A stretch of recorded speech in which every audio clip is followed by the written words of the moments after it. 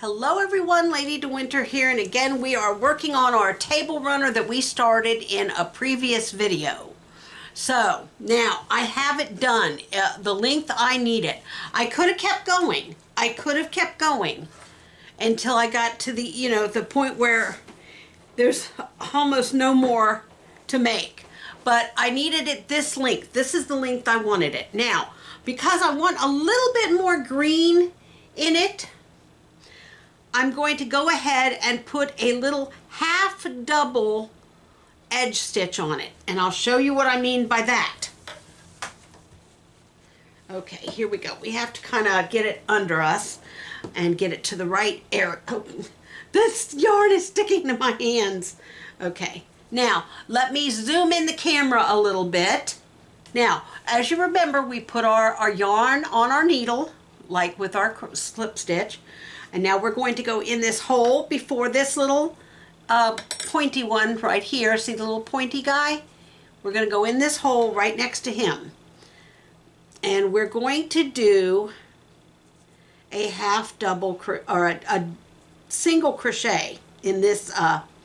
Okay, we're going to do that correct this time. We're going to do a single crochet. We pull up some yarn and we pull it through the loop and on the needle. Now that's a little tricky. It can be a little difficult sometimes.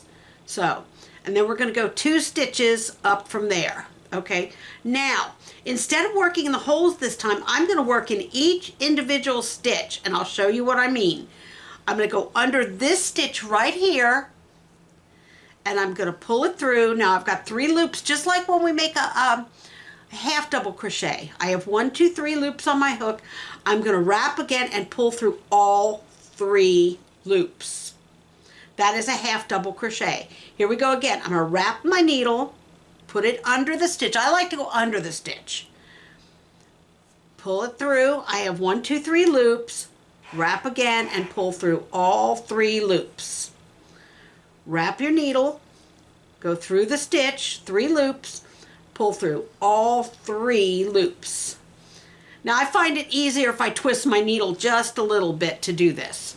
We're going to go under some people go through the stitch like this. I don't like to do that. I go under both. I think it makes a cleaner, nicer edge. So we're going to do this all the way over there. I forgot my scissors. I'm going to need my scissors. Of course, my wonderful tech on the little table next to the chair. And we're going to just keep doing this all the way over. I'm also going to need my little crochet bag. I'm going to have to pause the video, guys, because I need equipment that my little tech person doesn't know that what I'm talking about. So, but there's a, I've got to get, I forgot I was going to show you guys how to bury the ends. So I need the needle and the needle threader off that table, and I left it over there before I started the video. Honestly, wasn't sure I was going to make a video today. Of course, I have my little tub of yarn over here and my scissors. There is a fat needle on that table and a blue needle threader. I think. Yes, those 2 items. Thank you. Okay, we're doing this all the way to here. Now, because we want that nice sharp corner here, we're going to go under and through this and do a shell out of half double crochets. And that's 1, 2, 3 half double crochets, 2 chain stitches, and 2 more half double crochet, or 3 more half, oh, that I was screwing up and making a double crochet, but I fixed it. It's now a half double. Wrap my needle. I was going through doing about it wrong. So there we go. There's our half double crochets. I need 1 more in this through there. Now, I'm going to readjust, make sure you guys can see this. Okay. Now we're going to go back to doing under the stitches. Okay. And we're doing half double crochets all along here. Now this pattern I got from a place called Mindful Knots. I will either in the description or in the body of the video have the address for that site. She made one very similar, but not quite like this. I kind of added to her pattern a little bit. So, and we're going to finish this all the way down here. While not catching my stitch, while catching the yarn. It's funny, all the things that happen to you when you're crocheting. You got to have a sense of humor at least. Because when you do silly things, you know, it's annoying, but then again, you got to look back and think, well, you know, people make mistakes. That's life. And God knows I have been crocheting granny squares and wound up screwing that up, or I'll start out with a double crochet stitch and forget that I was making it when I come back to the project and do a half double, and then I look at the project and it's kind of whopper jawed and it's like, okay, where did I screw? Oh, there's where I screwed up, and I have to take it all apart, which is frogging it. That's known as frogging. Okay, now since we went here in this hole, we're going to stop here at this hole, okay? And we're going to simply tie off here, which is how we do that. And I pull a lot of yarn, and the reason being is, you'll see in a minute, I tuck that yarn, I tuck that into the project itself. That's why I needed the needle threader and the needle. So, okay, now, as you can see, we have 2 lengths of thread here. 2 lengths, okay? Now, what we want to do is work that into our work. So what I do is I have a needle threader. Now, this is an invaluable little piece of equipment. I don't know if you guys can see that really well, but yeah, that is an invaluable little piece of equipment. And then I have a stainless steel needle. Now, a lot of people use plastic. I don't like to, because it tends to catch on the yarn a little bit and not want to work well with it. So now I'm going to put my yarn on here like that, and I'm going to pull it through. And you don't want too much there. You just want enough so that you can hold it on the needle. Oh, okay, you guys didn't see that. Let me redo that. That was out of frame. Sorry about that, guys. Okay. We put it on the needle like that and pull it through. It goes in that little hook, and then you just get rid of this. Now, what you want to do is pull this through to about there. That works. About there. You want about that much on your needle. So, now what I'm going to do is turn my work and work my stitches into here, like so. And all I'm doing, guys, is hiding my tail inside the original work. Now pull that out, and there we go. And if you take it through the actual yarn itself, it holds it better for some weird reason. I'll never understand that, but it does. It holds it better for some reason when you wash it. And I'm going to go through here. And because I'm doing this into the same color yarn, you won't be able to see where I did that at. Now I'm going to pull that out because that's plenty. I'm going to take that out a little bit, and then I'm going to cut this off as close to your project as you can by pulling it up a little bit, cutting it there, and then pulling it that way. Now see, your thread hides back into your project. Now we're going to do the other side. Okay, and this is the same principle.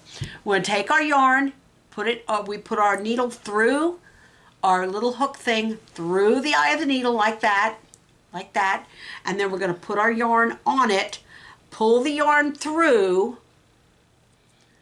and get it unhooked and pull it the rest of the way through, and then we'll have this little kind of tail at the end of our yarn. Let me hold that so it doesn't escape.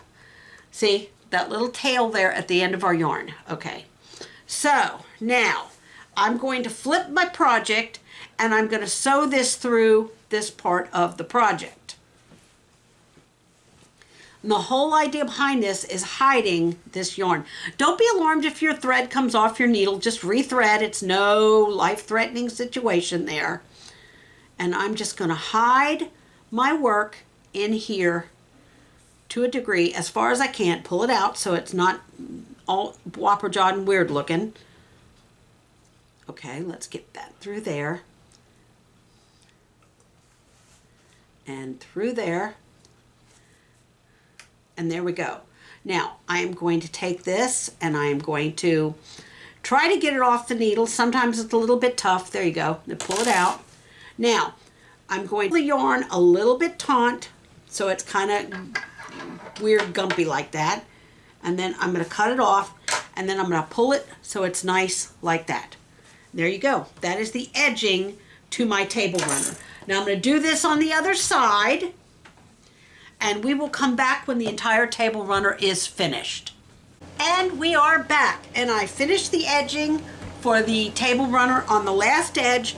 Now again, I'm going to show you how to sew the ends in. You don't have to. You can crochet them in. And in some instances, I actually do. I just take a smaller crochet needle and crochet them, weave them into the work itself. But for this kind of situation, I like to sew my ends in so I'm positive that they're going to stay where I put them. So you saw me thread my needle. There's my needle all threaded and ready. There it is.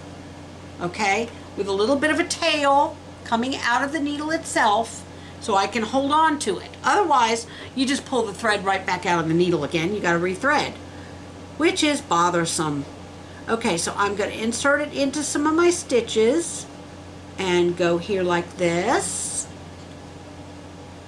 Now, the reason I'm showing you this is because these really do make excellent gifts. They really do. Okay, now I gotta pull that out because I pulled it too tight. And then I'm gonna go through here again. And yeah. And all you do is just keep going through here until you either run out of yarn or you decide it's enough. And you could take it all the way over there if you wanted to. I don't usually do that. I usually stop, I guess maybe about there. Yeah, that's pretty good. So now what I'm gonna do is take my needle off. I'm gonna pull this so it bunches that up just a little bit. I'm going to cut my yarn, and then I'm going to pull that through so that it doesn't show. We're going to do that again on this side. Thread your needle using the big hook side of your needle threader. Insert it through your needle like so. Okay, now it's through your needle. I'm going to hook up a piece of my yarn like that and pull it through. It should easily come through. It should not fight you. If it fights you, then you're using the wrong eye size for your needle. Now, I use a big needle because it's easy for me to see. Old eyes, you know. And all we're going to do is thread this through our work here, catching some yarn along the way, and we're going to pull it taut. Hold on to your needle. We're going to thread it through some more. These make great Christmas gifts. They really do, because they're like a multi-purpose cloth. I use these, believe it or not, to put wet dishes on and dry wet dishes, or to put hot, dishes right out of the oven on, because they're good for that. Cotton yarn is very good for that. So now I bunched it up again. I'm gonna cut it close. Be sure not to cut too close to your work, because you could cut your work. And then I'm gonna pull it through. And there we go, guys. There is our table runner. Let me back this up a little bit so that you can see it better. Nope, that's too close. There we go. And there we go. Now, here is our table runner. Look at that. Isn't that just great? Look at that. You can make it as long as you want. I made this size because it fits along my sink from my wall to the end of my counter. But as you see, it's on a table. Okay, so look. Boom, table decoration. It's a wonderful gift. They'll enjoy it, along with the pot holders, the coasters. You can even make a set. You could make a set, this and 4 coasters to go with it, and boom, perfect Christmas gift. It doesn't take long to do. It takes you a couple of days, depending on how quick you crochet. And the yarn, let's see, hold on. I got this little skein of yarn for $2. $2 and some odd cents. This one was a little bit more expensive because it was bigger. Let me show you what I mean. This one is bigger. I got this for, I think it was like 15 or 16 bucks on Amazon. that's a lot of yarn to make a lot of Christmas gifts, guys. And you don't only have to start in December. You can start this in July. I've already made most of my gifts. They're already done. I started them in July. So there you go. There's Christmas gift giving, cheap and easy and beautiful. So thanks for watching. Until next time, this is Lady DeWinter reminding you, you always need coffee to crochet, and you're never too old to do anything you put your mind to doing. Thanks for watching. We'll see you in the next video. Bye-bye.